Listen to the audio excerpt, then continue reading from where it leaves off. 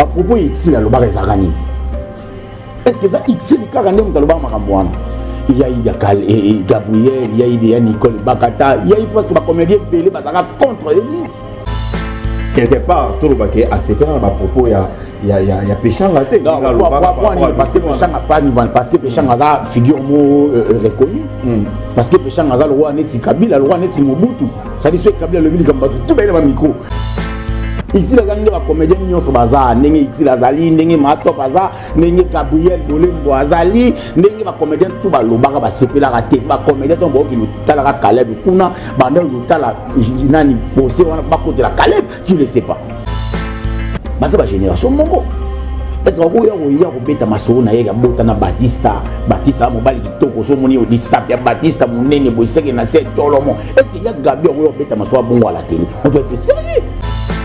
Yaga binka nanganango yankanenkani tika ite fela tefela tika ite fela tefela nkani joina likambona mama à propos ya pasteur Cédric ya ser de bro local à propos ya vidéo wana tango tala kia orolo bani en fait na muna qui devine ici je connais la sœur Anaroya en fait Azana camarade na moko azali petite sœur ya belle sœur nanga. Alors elle venait de Fona de Fuku et elle a côtoyé aussi ba Mista nanga, ba sali ba clip na bangwana. En fait na yo une sœur mawa. Moi je dirais na bato bazana vidéo à sœur Osmi pour publier mon nopi s'il vous plaît. Oh ouais. Pourquoi? Bah ouais, on doit être sérieux. Non pas seulement à ridiculiser ma femme, mais je me suis ridiculisé, je me suis rendu na se rendre discriminer nga moko c'est na se abaisser au fond na se down de quoi critère d'abord il y a pour renommer comédien pour avoir trophée avoir diplôme de mérite donc ba critère nini oh étant que comédien d'abord on a nous Williams Tocha révélation de l'année acteur oyo a marqué qui na 2021 mobimba na catégorie ba mama Kalunga bazana combien ni ça qui m'a ramené à la nominé pas négativité sur mon côté mais s'il faut aller plus loin est-ce que tout le monde doit être nominé c'est ça le problème quand tu as élomé dans la carrière n'a combien de trophées au moins on a banni théâtre à Mikolo on a 17 diplômes de mérite on a 4 trophées on a tout la carrière peut-être que ça va te donner on a pas nomination pour battre Perman na kati. Voilà bon. On va pas continuer que battre Benga na kati. Battre yo mozunga na kati on na ngamo mena di na minute on a ngati na théâtre. On a nominé ndé. Voilà. Et puis baton bazala renommé ndé zala ka baton moko na monara mama lingate na monara mabo lingote mais faut bazaba bon faut bazaka ba récompenser à chaque fois parce qu'à chaque fois batourna bien. Bienvenue dans notre émission Cuisine Interne. Cuisine Interne, c'est votre émission qui est présentée par votre humble serviteur, Segon Kapanga Kapangalogie, les guerriers de la presse. Un grand merci à la première dame de cette chaîne, Madame Marina Ngoyi. Pourquoi pas à tous les abonnés de Cuisine d'Art Télévision. Big salutations à notre manager, ambassadeur Ange Mwamba et Azarulanda Bisso depuis quelque part. Donc, Lelo. Nazanga mon côté na plateau, je suis avec mon invité et du jour mon confrère l'artiste Yams Yambe. Oh tozana il est na plateau pour que to mais kako décortiquer na moi makambo ebele par rapport à l'actualité du jour ensemble na invité du jour nanga. Donc fongola déjà plateau nanga JF to solo là. Yambe bonjour. Je te jure, tu vois dans mon lobby mon invité Yams confrère Nesso banna weti bakake beti. Bonjour à Segon, bonjour à nos amis qui nous suivent partout dans le monde, aussi à la carte qui gagne Marina Ngoyi, aussi à l'ambassadeur Ange Mwamba, on vous salue aussi à notre caméraman, à vous également, à toute l'équipe et à maman Néné Toko, je te salue à maman Martine Toko et aussi à tout le monde qui nous regarde partout en ce moment, à maman Véro Balissa, maman je t'aime énormément, à maman chérie, maman Néné Toko, tout le monde, je vous salue, je vous aime énormément. Lélo nous a invité, mais on va essayer de mettre carte sur table. Voilà, plaisir de vous recevoir ici dans notre plateau. Merci. Donc, on a cuisine interne, tout sur la de tout sauf rien. Voilà. Mais premièrement, d'abord, tu es dans le solo et tu es un artiste et comédien parce que vous avez parmi les bagaté, mon comédien, ma casse à Mboka Oyo, en tout cas, à travers cette émission. Tout sur le trophée à mérite à artiste et comédien. Lelo ils ont édition moko Nzonzing Award où lelo bazako quand même honorer artiste na copé ça bango ba trophée ba diplôme de mérite. Est-ce que tant aux autres dans l'initiative on a et yamsi yambe est-ce que zo kene na ba norme est-ce que bato bazako ko bazo za la nominer est-ce que vraiment bato wana bazo mériter to moi différence moko ezali par rapport ya ndenge tout monde lango édition on a et zokende là par rapport na yo na avis na yo. Bon, en fait moi je dirais d'ailleurs c'est quelque chose de bon déjà. Les artistes et comédiens en particulier être renommés, c'est récompensé aussi, c'est quelque chose de bon, moi j'encourage. Mais il faut voir aussi le côté négatif. Voilà. Plus maintenant tu as la plus côté positif, c'est bien. Oui. Bato balingaka somuta mati, bato to bakomi oya za camarade nanga seconde mutu nanga pas comme ministre. Voilà. Maintenant no kemba bato to bando betakara. Voilà. Alors, moi j'aime plus voir aussi le côté négatif. D'abord Barenomara comédien d'Ingenini. Voilà, c'est ça, ma critère d'abord, il y a renommé comédien, pour avoir trophée, avoir diplôme de mérite. Donc, ma critère, nini, oh, étant que comédien d'abord, on a nous, Yams, révélation de l'année. Acteur Oyo, a marqué qui na 2021 Mobimba. La catégorie de Maman Kalunga, bazana combien? Nini mbesa qui Maman Kalunga ça l'a nominé. Est-ce que vas-y sous Maman Kalunga mon côté sous bachaki pembe ni pe Maman Kalunga basa attend moi 2 3. Bachaki msunde on a biso Aïda. Est-ce que tant bachaki Aïda bataki buibuite bachaki sunda te wa uchokufa pe ya sonam. Bataki ba kizengi te tant ba otende on a biso peut-être ya kizengi muswa mobali. Bataki voilà. C'est bien, moi j'encourage à encourager les comédiens, mais moi, je tout ça, moment pressé. Tu vois, je profite de l'occasion pour saluer mon mentor. Je passais par là, le grand charisme, Paul Mukendi. Des fois, ça fait 5 ans, 6 ans pour me renommer le trophée Mwanamboka. Tu vois, moi je dirais pas que trophée Mwanamboka, peut-être mon colo, ma casse, tout, on dit que c'est exceptionnel. Non, c'est une erreur. Par rapport à Nzonzing Award, non. Mais sinon, je rappelle quand même temps. Tu vois, la négativité, ils ont mon côté. Mais s'il faut aller plus loin, est-ce que tout le monde doit être nominé? C'est ça le problème. Quand tu as éliminé dans ma carrière, on a combien de trophées? Au moins, on a 17 diplômes de mérite. On a 4 trophées. Mais toute ma carrière, peut-être que ça va tout bien. Vraiment. Tu vois, quand on parle de Nzonzing, on ne parle pas de l'Internet Award, on parle de Nzonzing Award. Parlons de Nzonzing. D'où vient Nzonzing en fait? Aujourd'hui, Nzonzing est comme focalisé sur Internet, mais parlons de 8 ans, 7 ans passés, c'était sur CD. Pote va pour le wap. Na CD pote va ans les autres va wap. Na CD pote va peut-être Xil Pechanga, Silabissa, le temps d'autres pour ne pas citer tout le monde, même Marinango la carte. Tu vas bon moi CD avant, même nga opé na zaka quand même na moi 2 3 CD na jouera avant tout en Internet. C'est-à-dire on parle de Nzonzing. On ne parle pas d'Internet. Voilà. Il y a aussi. Mais il y a certaines. Pardon, excusez-moi, il y a certains comédiens où Bazana Bango Kaka, comédien Lelo, mais Nzonzing Award a récompensé Bango. Est-ce que ça a critère en vraiment na l'olenge sengeli? Voilà.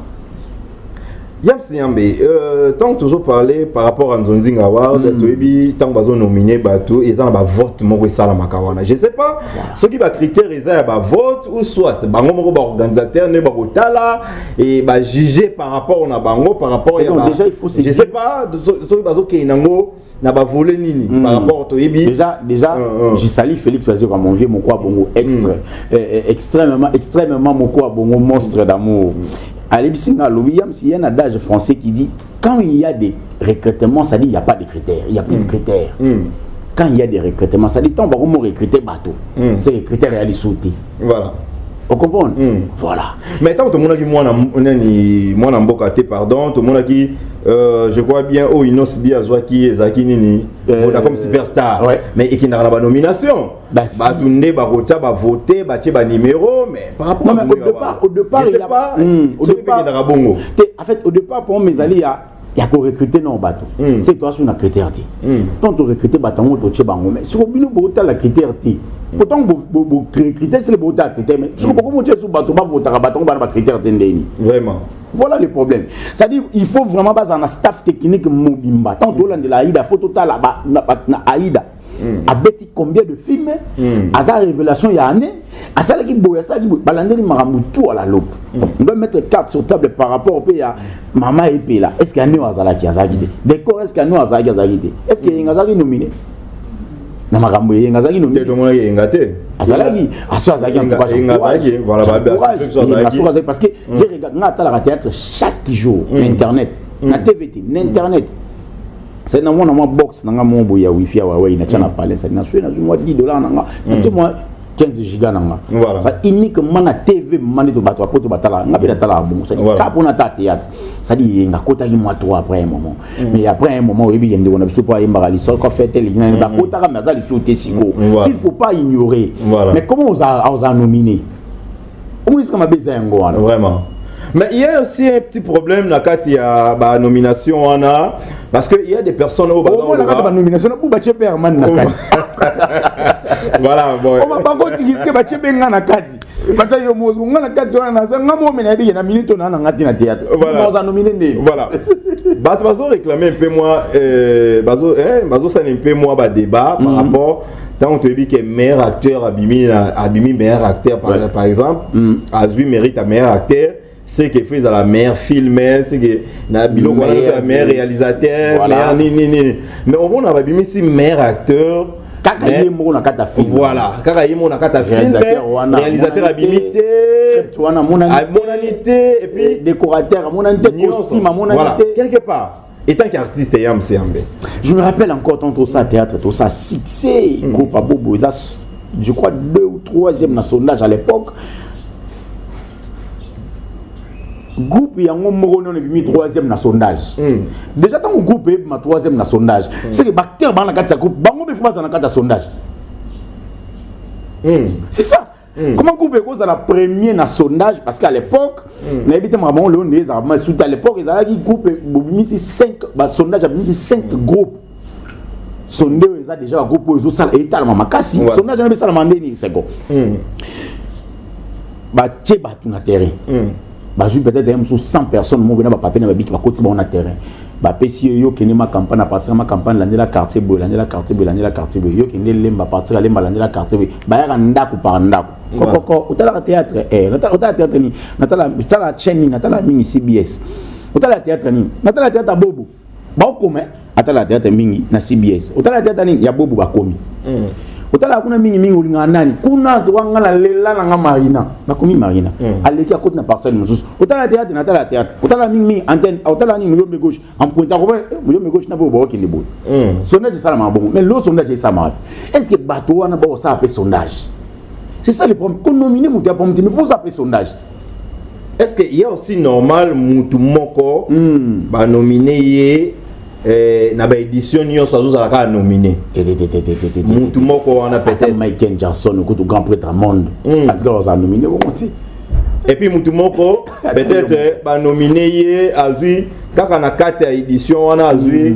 3 trophées peut-être trophée à c'est possible meilleur comédien meilleur meilleur révélation sur une carrière moko si c'est tout à l'heure fallait à autour trophée je crois deux trophées ou 3 trophées dans Nigeria pour Kofi Azwagi légende ya musique Afrique fallait au Rwanda en fait Kofi Azwagi 4 trophées dans la soirée 4 courants dans la moko voilà il a mis son mec Jackson na vu on a d'ailleurs on a payé son nom Nelson Mandela donc les anango quelque chose de grave mais pour moi na biso ezali est-ce que et ça la mandé na yenge bene mosala fait ça ngama ça dit il faut sondage ça la mara yango des problèmes ce sondage ça la et ko permettre bango ba yeba nani siko azana succès makasi voilà vous comprenez à sondage en lelo bon mingi comme internet ma on peut belé baby voilà yam sembe nanga na yambo lelo to solo parce que vous a parmi confrères ou bazalaka vraiment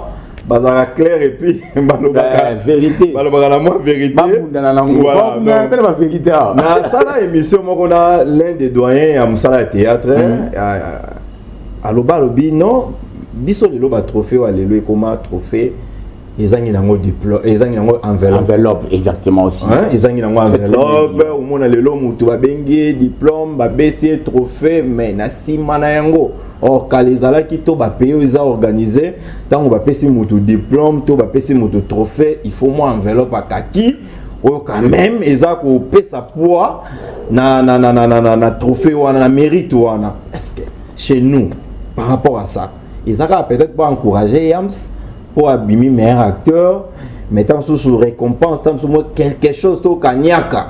Exacté, quelque part. On a réfléchi, on a simbi, on a réfléchi. Et en fait, ce qu'ils ont un peu trop problème au Kendi. Face B, ils ont parmi peut-être l'agence à Liboso, à pluriel. Ils ont parmi l'agence à Liboso et ben qui récompenser ma musicien. Voilà. Ma comédien, ma joueur, ma talentueux, ma jeune, ma zoya. Après, na yo mona ndule award abimi na sima. Après, les loba trophée comme belé. À l'époque, je crois en 2007, Face B a récompensé ce bateau. Tu n'as pas mémoire malamu. Face B a récompensé, je crois, Venabiso Taboulei. Et le coup là, légende, c'est-à-dire dans la musique qui est belé à Béta na Congo. Voilà. La récompense qui est par rapport à la musique naïe. Mais ils allaient en enveloppe à Kaki. Musique y a eu. Voilà. Face à PC trophée, à PC na musique, à PC na enveloppe. Voilà. Tout à l'heure, on a tous de comment ça rappelle théâtre, un confort que je connais très bien, LBG. Autres arènes bien théâtre. À ce trophée Moroboy, il y a vert Moroboy, bacha nini. On a eu ma combat trop fan. Ça m'a bien trop fan. À PC whisky moi MP8, à PC veste moi Versace, à PC na trophée. En fait, ma sola bon a bêta été mission, ma joyeté. Pour un inte basala eka qui na trophée ba pesi peut-être un bon parce que ba effort il y a juste pour na trophée zali pour na émoroté veste na ba kabona bana ba tota na ba whisky na komena bana ba travailler na bango c'est ça le problème peut-être pour na groupe mais pour na artiste yemoko papa eza ba tumsu ba ya na pe mususu adefa bilamba olata ko sotenga na iba réalité ba comédien les gens moto muso ya gibe wana za na mbongo transporter avec véhiculité yo calculer ce ko même ça va na na selimao to va na ba côté ba chango kuna pour ne pas ridiculiser to ko minimiser mais avant na ba côté kuna même sous na bibwa aya gisko ville ay événement wana assisi événement après akomo la possibilité ozonga moto wana mbongo na poche non ozanga possibilité ozonga parce que moto azanga mbongo te kasi. Il était comme 23h, événement si le couvre-feu bandi bon, on a un moyen en poche. Mais on a une voiture, on a la possibilité d'express pour nous parler. Yo ce qu'on doit avoir un moyen de beaucoup parler de lignes. L'homme n'a tombe pas dans le trophée. C'est ça le problème. J'ai on a vu un sondage et puis on mettre à ça me belé. Sondage est copé ça agence on a possibilité ya manager artiste. Voilà. C'est-à-dire artiste on a ça les colo makasi besoin de memelier peut-être Brascol Moroboye ba ko comprendre les artistes parce que biso to sondage donc vous avez la possibilité de voir artiste to pesier na bra Congo to na bralima juillet ba tché na pano artiste azui là est-ce que sondage est salama pour makambo nyonso ba osala banzonzi nga wardo nani nyonso ya focaliser ka la sondage voilà ça demande aussi des partenaires mais exactement des partenaires donc ba sponsor bazala ibele nengo lobi wana donc eza eloko ya kozui lango temps parce que ba artiste ka moni makambo ba robenga ba koda linga ya nidi alina ya di. Et puis, tout ça, le constat, cette fois-ci, édition où tout le monde est absence d'artistes et comédiens belés. C'est dit à quoi? Et quand on a un peu de comédie, on a pas comédie, pas comme on a musicien. La comédie belé, diplôme, là, trophée, on va au bel, on a dans la salle, bazati. Ça dit pour mes amis, pour mes valeurs en considération. Vous comprenez? Mon choix a joué un peu dans l'angouti. Peut-être à possibilité pour y avoir joie. Mon souper à joie, à au moins un sous temps. Et puis, ma ramenant non yo ça les baisse en alarme. Pour n'a pas ce qu'on a papier tout le mot bien na parler. mais si vous avez un comédien, vous avez un fonctionnaire. Vous avez un comédien, vous avez un musicien. Peut-être la bise tout le temps, vous avez moi, Nabima. Ils ont agi, mais les lieux comme même pas comédien. Il y a un monde de roi, on calcule les gars, moi, non, masqué. Pas comédien. Voilà. C'est roi, ils ont 4 comédiens. Donc, on a tout. Ça va calculer bien on bien monsieur quelque part va saboter quelqu'un va minimiser est-ce qu'il faut pas aussi tout qu'on a condamné à comédie sévèrement est-ce que ma invitation comment qui mal acquis des droits ils assurent que ngana va ngana parler invitation mais yaki nana ngana veste ngana moi 4 makolo ngana parfait ngana 4 mois pour vous ngana cheli net ngana et puis nabi kuni à visibilité pour comme les visibilité ay na zanga non zanga na olinga ko tout dans nos amana pour ça na ya parce que il y a visibilité. Voilà. Est-ce que ma invitation comment il y a quitté? C'est ça le problème. On doit se poser cette question. Ba bien c'est combien de comédiens et puis invitation comment oui il m'a monsieur Zalara. Et venu mes dimanche excusez-moi. Bon quand vous l'avez même sur l'invitation jeudi. Voilà. Est-ce que ba bien c'est combien de comédiens? Bazali combien ba kabola ba invitation. Ba comédien mususu selon les informations selon la logo la journée d'investigation mususu bazu ba invitation na WhatsApp s'il vous plaît. Soyons quand même sérieux. Soyons quand même sérieux. C'est inacceptable. Il ne faut pas même pas comparer parce que la comparaison n'est pas raison. Non, comparer agence Wanatena, agence peut-être mon chouchou, mais bah, ça a quand même un professionnalisme et permettre un peu bateau papa.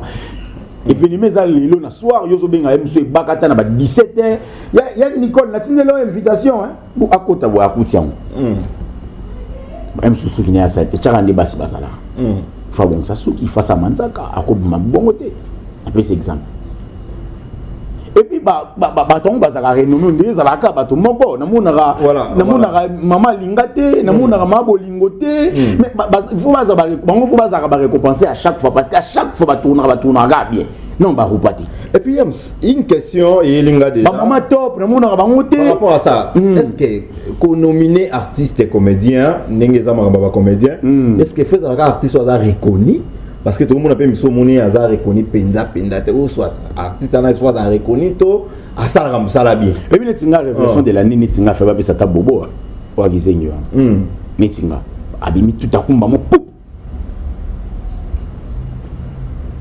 netinga fait pas ça voilà est-ce que ça qui nominé ba wuti dans les neya abimi mbabo azaki nominé na juité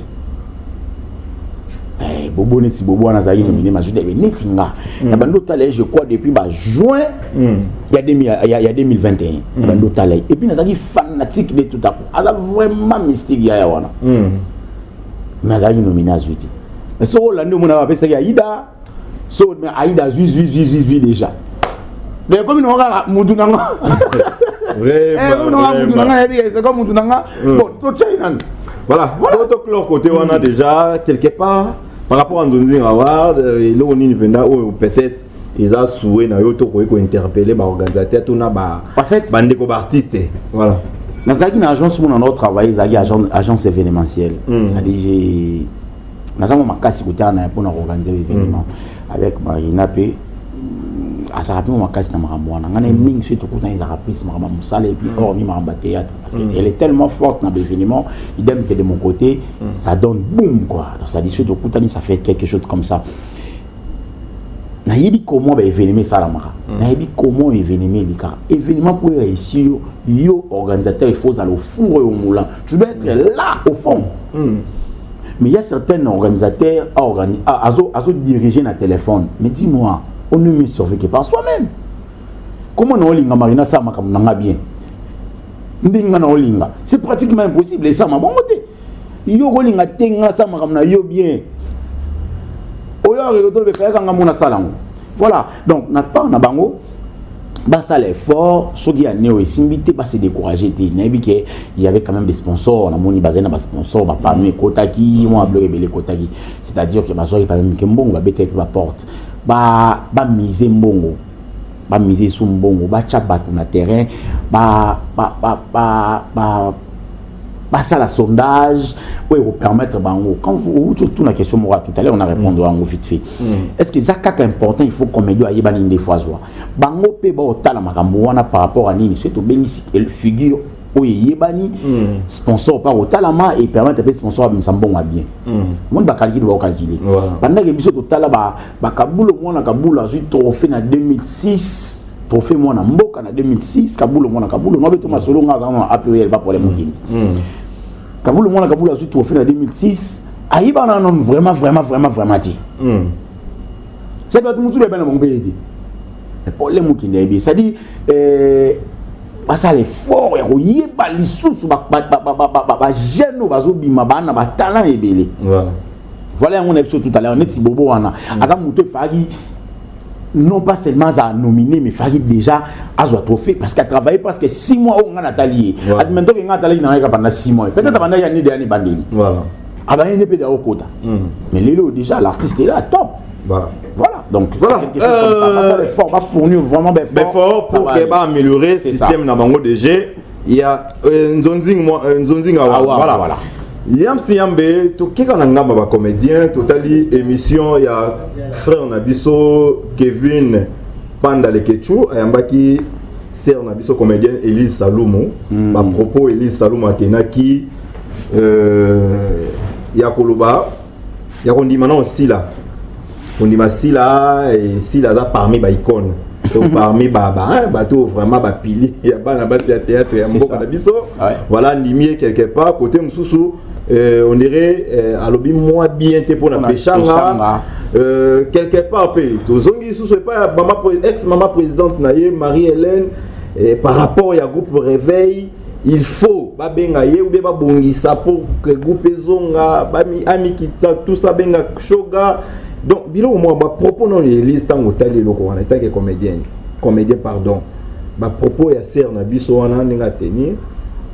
Yo moni on ndengeni pour que tout développement bien ça.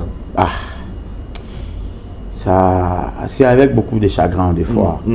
Moni Elise c'est une sœur que je connais très bien, on a partagé des bons moments ensemble avec elle quoi. Na salle film même où Bazari invité na il peine côté Pelou à Raymond Pelou c'est sacrifié vraiment il y a tournage de tourner un poison qui guérit on a les gars en numérique Exil particulièrement on s'est parlé parce qu'il y a des fanatiques nazala vraiment fanatique à Exil nazala pas fanatique à Exil il y a liboso quoi et si là aussi c'est une grande sœur tu vois donc si là Exil Elise bah la sœur on a dans le bas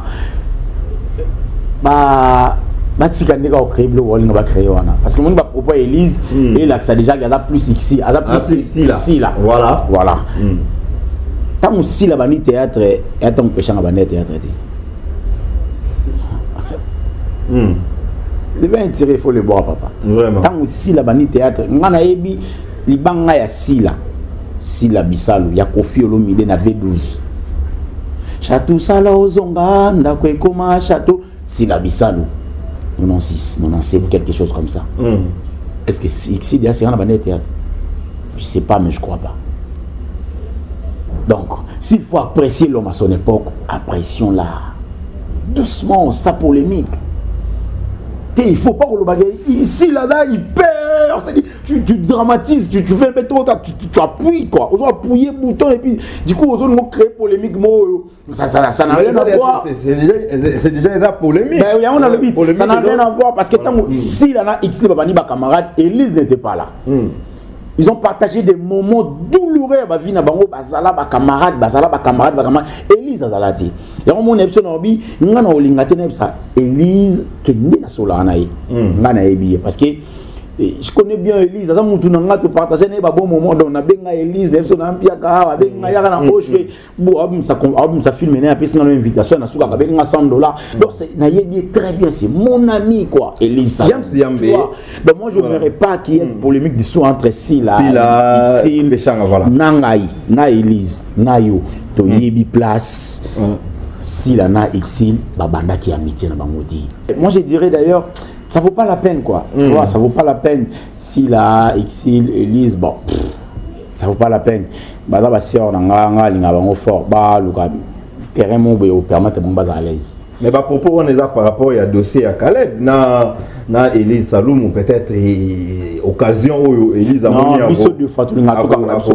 défoulé tu vois tu sais quoi c'est bon c'est à dire Kofi oui oise quoi alobi bon oluko kanga na mabe pour ça nini bon tout ça ka kanga na mabe ça le on ngo salas c'est ça oluko kanga Xil na mabe pour nini ba propos Xil aloba ezaka nini est-ce que ça Xil ka kande mutaloba makambo wana il y a eu Gabriel il y a eu Nicole Bakata il y a eu presque ba comédien belé bazaka contre Élise est-ce qu'il faut marteler gars sur Xil nga yo camarade ya Élise tanaza parmi ba comédien oyo ya mibali c'est-à-dire à l'époque nande kozala na Élise nga na lopusa même voiture ya Élise amer moi ndota moi non c'est-à-dire y tournage boyé et c'est une place moi fona ken place moi Élise personne en contact na déplacer car amer na va na volant na ye na kei na ngona sali makamu na zongi et puis à retourner na souka na pesier l'autre côté à zongi c'est-à-dire azala parmi ba massa na nga makasi na bengi pe Élise na na pombo en tout cas na biso mpia kama be te yam sileka na parler pour na comme na bandal c'est quand on va na bandal côté à place mon quand on doit foutre la peine bala na bosani komba ya venir na komele wana kabeli ngem $60 mais quelque part mais na loba pe ma kambu ya Élise que Élise en tout cas aucun reporter qu'elle plainte au salamabe voilà mais quelque part tout le baquet à ces dans ba propos ya péchant raté parce que péchant a pas niveau parce que péchant a figure mo reconnu parce que péchant a le roi neti Kabila le roi neti Mobutu ça dit soit Kabila le mili comme batu tout bien micro mais soit yamsu Tshisekedi à l'époque à le mili comme moi boy batu tout ba betakara Jean-Marc Kabunda le vélo moi batu tout ba betakara mais ce gars Kabila tient un mouvement mais non Xil azali ba comédien nyonso baza ndenge Xil azali ndenge Mato baza ndenge Gabriel Bolembo azali ndenge ba comédien tout ba lobaka ba sepela ka te ba comédien to mboki lutala ka Caleb kuna banda lutala nani posé wana ba côté la Caleb tu le sais pas mais et puis on a propango pour le disque les lo Élise Salomo a dévoilé face na ye que aza na tendance côté na eza style la vie quelque part les comédiens ba comment ça dire ba tendance na bango les autres moments on a ba comédien azaka ya boyé mutuna non moi muso pe za ba journaliste ya collaborer na o bien pire yezara o te muso pe ba journaliste mon des journalistes va poser ba question mon des journalistes c'est bon dire dans moi tendancier journaliste c'est bon dire dans moi tendancier na telle émission voilà journaliste c'est pas ça tendance c'est pour nini ga yo tu na ba question kana ngamba si là voilà journaliste c'est pas ça moi tendancier donc ça vaut pas la peine les loyo tout ça boulot tout ça ami kalabaninga ça vaut pas la peine. Mais Yams, c'est le bitolo bango vérité, apparence, to hypocrisie za mingi na monde à théâtre. Mais oui, bah vous avez hypocrisie. Hypocrisie za trop quand même. Tout le monde a fait dans tout le monde. Depuis, on a vu tout à l'heure, on a tué tout à l'heure. C'est explosion ça là mais au monde a que non oyo. Azapona oyo azana tendance et puis nazo ibate chez les artistes et comédiens nazo la que nga nazana Yams donc na komi collègue na ebité si collègue to be na komi fan na yo to na komi bureau ils ont ebanaté au juste bon il y a na exception tout le vrai amour eza c'est-à-dire vrai bolingo eza ya olinga nanga second parce que c'est un frère auto ibani na depuis et puis dans la pomme n'était voilà trouver l'animosité à salanga mabete dans la pomme n'était yé ana taille na yé na taille na ngana mom nene yé ana bandingi na yé ngam na bandingi na no inelo point hypocrisie là par rapport à quoi par rapport à succès tout par rapport à lelo yango ndenge langa hypocrisie eza na milieu ba comédie eza na ngaka nde monter à mabe soit place ko le kabolingo c'est ça yo ko imaginer que comédien mon bosso là est bien mais et comme heure il y a peut-être il faut peut-être moto moko azali na poto za na posa imso azali mawa Yams to mawa sego malege pananga so moto ana ba ebi roso na Yams atala ne be Yams na poto aibi ne be Yams na poto be Yams ba tala maka be na poto Yams ngo ba na ebi mo mundo ana ebi mo bien mais ya na posa numéro nda sego voilà mais ngaso ne bizete numéro sego na ngote mais ngaye on peut imaginer yes ko retourna pe yo second te nga Yams te nga luka numéro second ana na ngote mais on a téléphone na luka na tanga comme vite fait na luka fille mo boisara fille mo a jouer moi ça n'est pas SB fille mo a jouer comme na boy na bosani comme Laetitia na lukaye aza personne publique hein on na TV quoi mais na joue na film moi ya Fanny Katalé j'avoue le peut-être que Fanny Katalé atalango et ça l'a pas si personnellement na bengi Fanny Katalé ya ndenge ngana yeto solo la allo tu boni bien na kozo numéro ya film mo boité na journée na film no boy problème on habité na zoa numéro né ah tena numéro né te mais zana lukela mais so pe na zia ngo funa tout na enan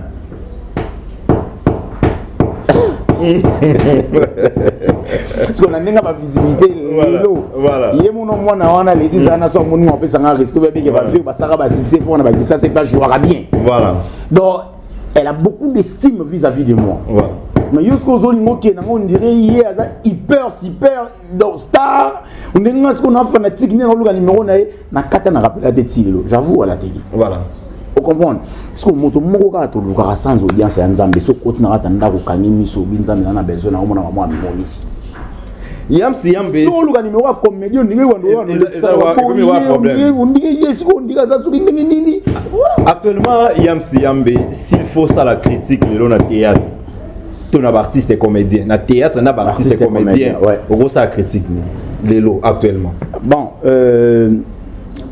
critique ils ont vraiment négatif peut-être à propos on a obtenir ils ont peut-être large parce que nous sommes aussi important côté n'a pas comédien mais la théâtre tout ça n'est fort au bon ça ma beza moi trop ma beza trop pas comédien pas moi ta kisi trop bango to bango na père spirituel na bango comme so bango ta ngiri na yamba masoko pas masoko je te sali na yamba une émission le bit non biso na ngiri to bena pas sango na tout ça mais la banza masolo au mona ke monter à ma besoin place ça dit nana pour ma Gabriel mais non boyo loba non zila yobe ba ni ponga bina appuyer OK non hulu kana ya Gabi va proposer tenir jour na sepele na ngoti et ça l'a bien maswa ko loma kamona TV mais petro na segment yo lukanga ave mana petit na yo aza parmi ba petro ngala kisi théâtre na joie na kimi na fikini quelque chose alemba fois na continue fikini na ndo ebise ba morceau basaka boya ko zonga chaque jour na 16h répétition en coulisses ngana yi alukinga tukuta na ebise ave tele ko lobe joie ngana petit na na sepele na ngoti c'est limbisa ngaba petit na ngaba so sepele na ngoti sans problème pour na nini pete ba comédie musuba ko sa bongo o wa ya gamina na ni bou quelque part les lots Gabi va attaquer mais il s'appelle mais là il va écouter quelque part les lots va appeler ça trophée va appeler ça Gabi révélation de l'année oui bien il faut révéler ma comédien quelque part tout quelque part tout Gabi pas en a raison t'es à ça la hypocrite t'es à ça ma bé et là on va tenir un peu c'est bien et alors on va se faire la pasteur de Nilis Babi azara hypocrite azo il pasteur hypocrite voilà quelque part dans le théâtre tout le Gabi peut quand même azo dévoiler hypocrisie va commettre na ibiso na ya kota mama ya Gabi mais na banda kota de Nilis na banda kota mama ya Gabi est-ce que papa Gaëtan yo ebi te na ebi te papa et moi na ya Gabi azara na poto yo ebi na ebi te ni ngani est-ce que tout ça censé y ma papa et moi na aller andaya c'est sa vie privée voilà est-ce que tout ça censé y ma papa et aller et moi na aller andaya c'est on a mukolo bongo basa ba génération mongo est-ce que ya ko beta maso na yega bota na Batista mobali kitoko so moni o disap ya Batista munene boiseke na set tolomo est-ce que ya Gabi o beta maso bongo à la télé on doit être sérieux ya Gabi nkana nganango yankane nkani tika ite fela tefela tika ite fela tefela nkana joina likambona mama à propos ya pasteur Cédric ya sœur Deborah Lukal à propos la vidéo wana tango tala kia orolo bani en fait na mona ki de ni lesi na bi me makamu de ni lesi oloba yango arrêtons l'hypocrisie ba pasteur botiko la sabiso ke bilunde boa ba sango je connais la sœur Anaroya en fait azana camarade na moko azali petite sœur ya belle sœur nanga. Alors elle venait de Fona de Fuku et elle a côtoyé aussi à Mista Nanga, au Sali Clip Nabangwana. En fait, n'a eu une sœur Mawa. Parce que vidéo moko est circulée sur internet, c'est web ça mobile n'a été on avait attends bon ça on avait à lobby on dit quoi la moustique ou le moustique. Même si la moustique baillé, je serai là toujours, je te quitterai jamais dans Zawana pour la population de la moustique. Vidéo en étant moula ya sert à ça la vie pour la mobile naïe. Le pur et le bonheur, le malheur et le bonheur et le malheur. Malheur, voilà. Na ba pur ya mariage, et ça la gâte il faut beaucoup madame piaka. Et ça va moment où on la mobile naïe à bala, mais t'as la niveau de ce mutakalisé. Ça fait très mal. Est-ce que c'est Rosmi peut solo Toyo qui bilo moi bon ba vidéo mais to vérifier moi je dirais na bateau bazan na vidéo à Serre Rosmi pour publier mon Noki s'il vous plaît. Oh ouais. Pourquoi? Bah ouais, on doit être sérieux. Mais quelque part tout à l'heure ils ont délire. Baza batu ba ko ça pas délire na bango. Mais ils ont comme publier comment ils ont comme niveau là pourquoi? Second, délire à ma bête. Ils ont dans ba délire. Ils ont ba délire. Nga bena ba délire na sala ka bena oka abu ba délire na nga me nga na koma na ba vidéo na niveau na simbi téléphone na nga na osa délire na nga emsu na ka ta sa de bena nga na osu ba pe na ga sukola na osu na biso na osu na ka ta sa de bena nga benga mo ma aguma yesu agum on va vidéo ya si yesu kiawa ah ba ko mona na bango e bi mande musuzu me ba mona mati tenya chocolat ba ata yumoko. Non pas seulement à ridiculiser ma femme, mais je me suis ridiculisé, je me suis rendu, na se rendre discriminé à mon côté, na se rabaisser au fond, na se dit down de quoi. C'est-à-dire, Batouba na vidéo à Serre Rosmi, s'il vous plaît, je vous en prie, vous publiez. Ah non. Mais je suis sérieux. Demande-moi pourquoi je suis sérieux. Pourquoi? Je suis allé Denis Les, Moni, il y a Peigné là, Batouba Mona, Batouba chargé Denis Les sites.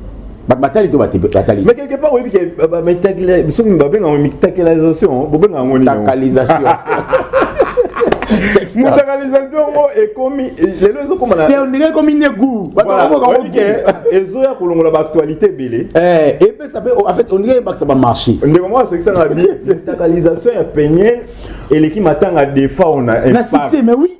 Il y a un été battu tout internet qui a la peine, mais maintenant des fois il est sur voilà. Même dans la peine, les ticali na succès. Voilà la sigo. Ndeko, so vous en vidéo. Non, il va des fois c'est aussi bien on muda ça na vidéo mutu so. Ezo banaté. So les a yena mobile na en tout cas ça vaut pas la peine. On est dans intimité na bango ba ça va de lion na bango. Mais so les a que a kenda gi moi libanda.